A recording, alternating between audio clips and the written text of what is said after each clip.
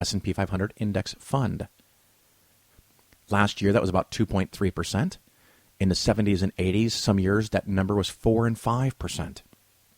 So the insurance company is pocketing 100% of the dividends before anything else even gets started. That's a big chunk of money. Now, the other thing is they have what's called the participation rate. So if the market goes up 10%, they guarantee you that you're going to make at least, they'll give you 100% of the point-to-point performance up to 12%. So if the market goes up 10, you make 10.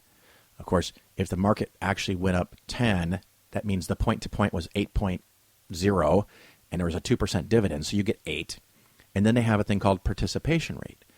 If the participation rate is 100%, you get all 8% of the 8%. And if you get 100% of the 8%, you get 8%.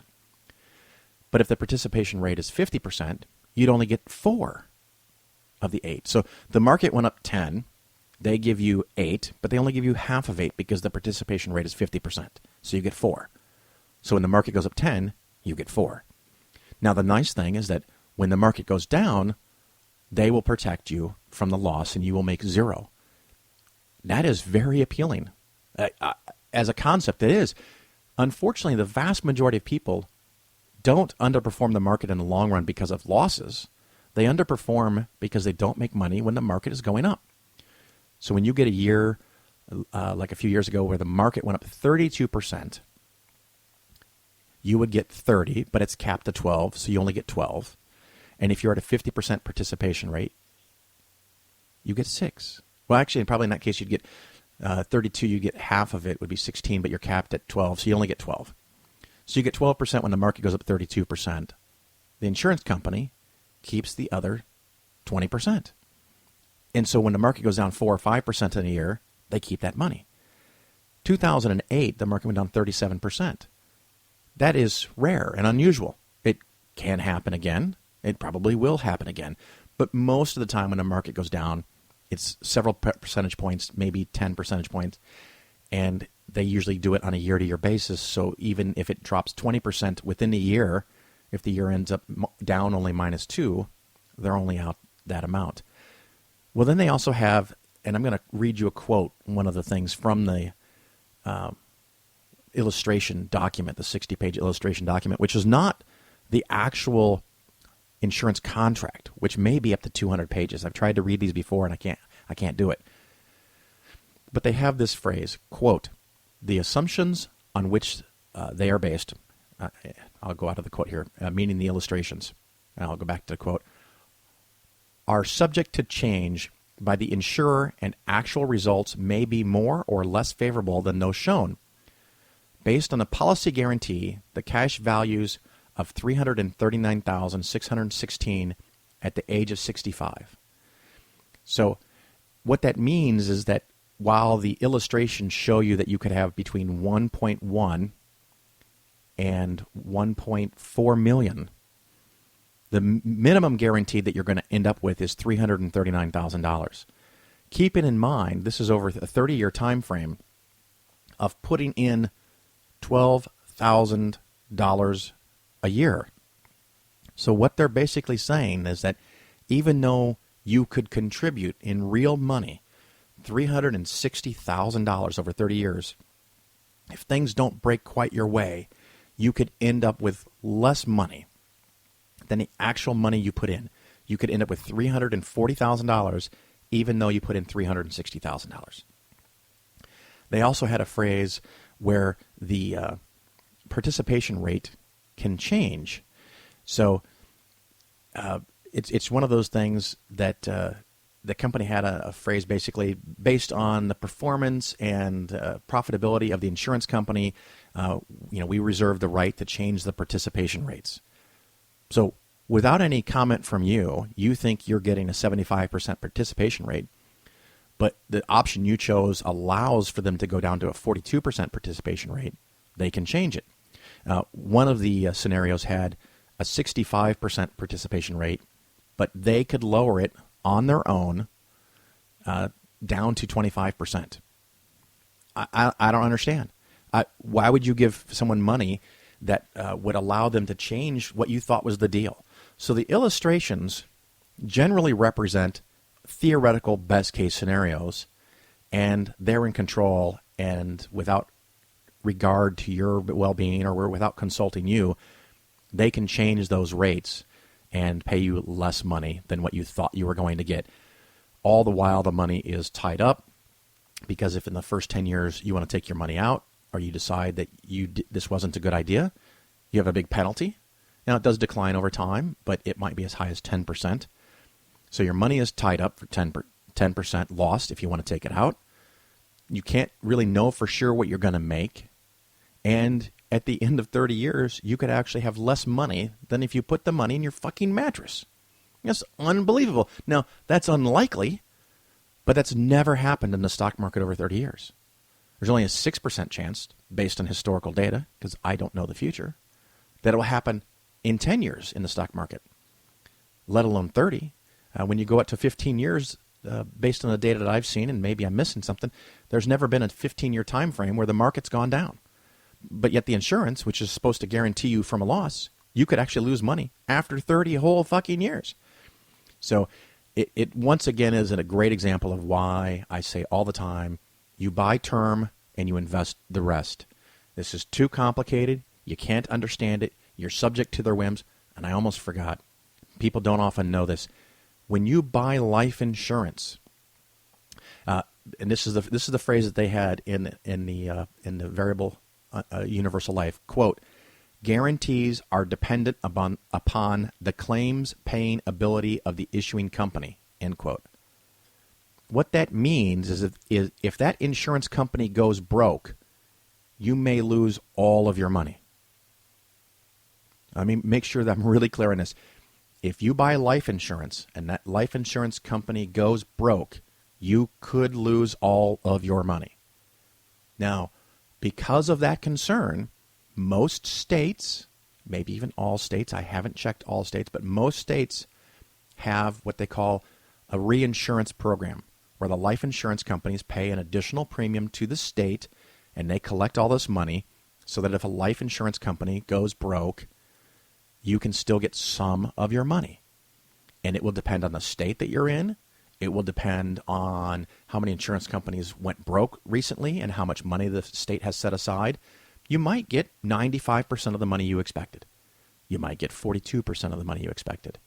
There's no way for you to know. That is why when you see advertisements for insurance companies, they always say they're AAA rated. They give you a rating for their company.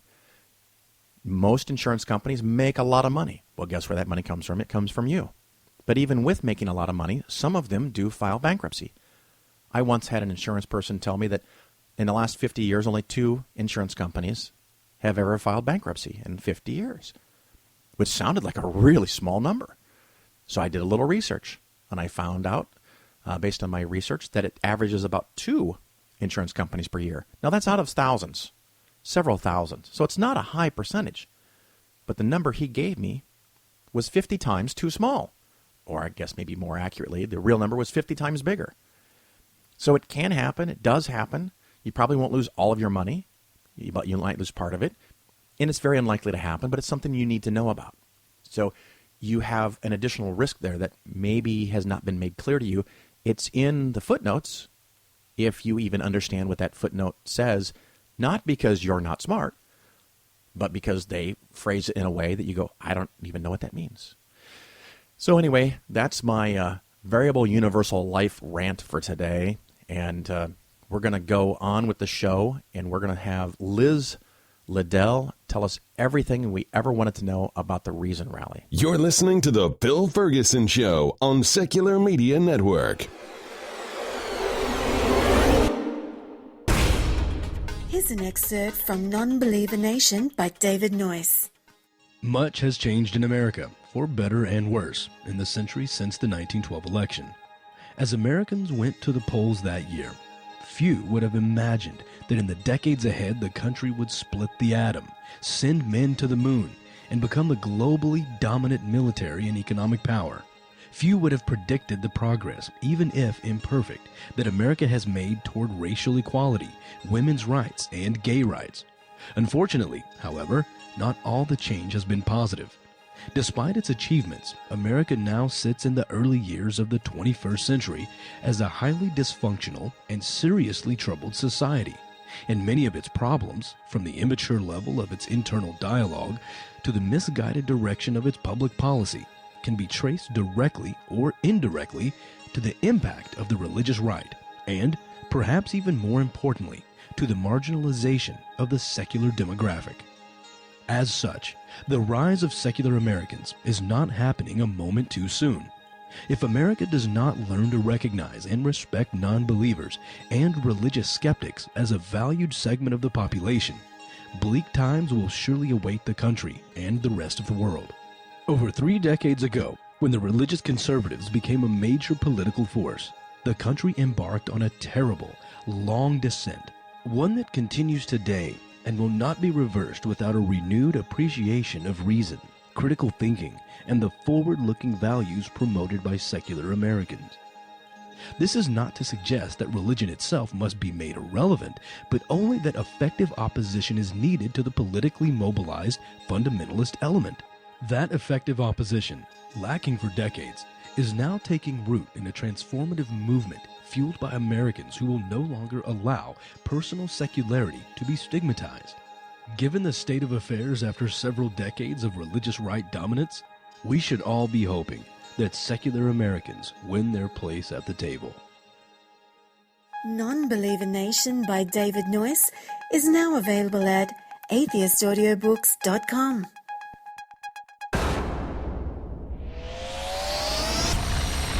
All right, everybody, welcome back. Of course, this is the Phil Ferguson Show, and that's me, by the way, Phil Ferguson.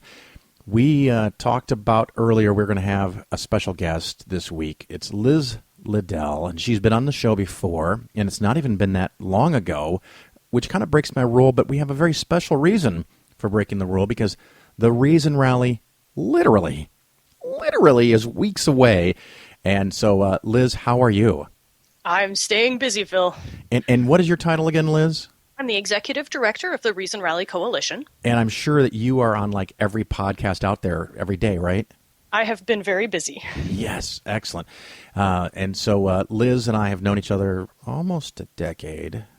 Wow. Yeah, we go way back. Yeah, way back to the Starbucks barista days. That's right. So you've come so far. You're in charge of the free world now. A little tiny piece of it, yeah. So the Reason Rally is when again? The Reason Rally is June 4th, 2016. It's just a couple of weeks away, as you said. Just a couple of weeks away. So if you're listening to this show in archive, you fucking missed it. I'm sorry. But for those of you who are listening contemporaneously, get your shit together and go. And we're going to talk about why. And I think the thing we wanted to start with is some of the speakers. And, of course, we have, the headliners. Well, I guess everybody's headliner, right? But the more well-known names are people like Bill Nye and Carolyn Porco and Johnny Depp. But who else do we have coming? Well, we're really excited to introduce not just our headliners, but our headline entertainment for the show, which has been something we've been really working to nail down the best show possible for the Reason Rally 2016, and we think we've done a pretty darn good job of it. And who do we have? Well, we'll be closing out the day on Saturday, June 4th, with a performance by 4 members of the Wu-Tang Clan. We're bringing Method Man, Jizza, Capadonna, and Raekwon together to perform with Killah Priest for a 1-hour show, totally free, open to the public. You show up, you're there, and you're part of this historic, world's largest gathering of non-religious people.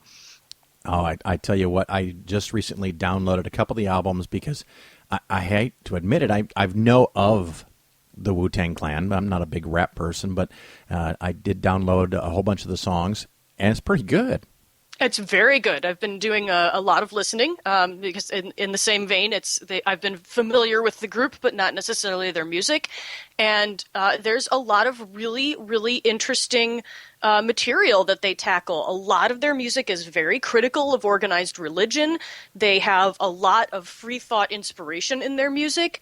And it's a message that we think is very compatible with the goals of the Reason Rally. Well, and apparently they think it's compatible as well. That's exactly right. People don't sign up for this show if they don't agree with our message. And